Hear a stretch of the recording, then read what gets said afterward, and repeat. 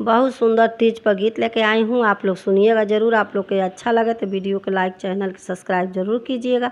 आप लोग के दिल से धन्यवाद।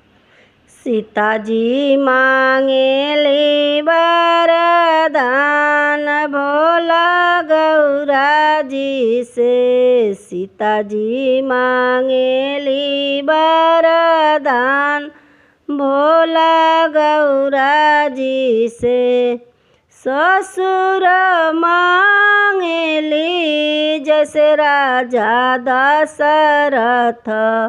ससुर मांगेली जैसे राजा दशरथ।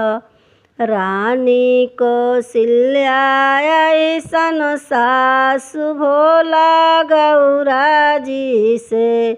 रानी कौशल्या जैसन सासु भोला गौरा जी से। सीता जी मांगेली वरदान भोला गौरा जी से। सीता जी मांगेली वरदान भोला गौरा जी से। देवर मांगेली वीर भैया लक्ष्मण। देवर मांगेली वीर भैया लक्ष्मण।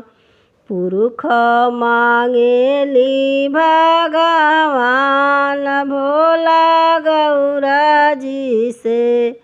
पुरुष मांगेली भगवान भोला गौरा जी से।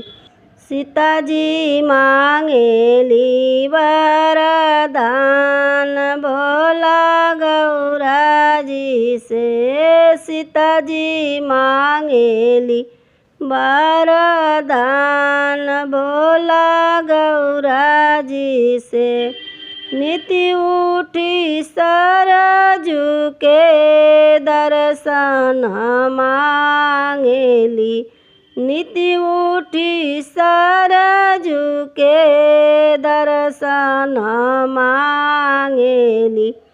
सेवक मांगेली हनुमान भोला गौरा जी से। सेवक मांगेली हनुमान भोला गौरा जी से। सीता जी मांगेली वरदान भोला गौरा जी से।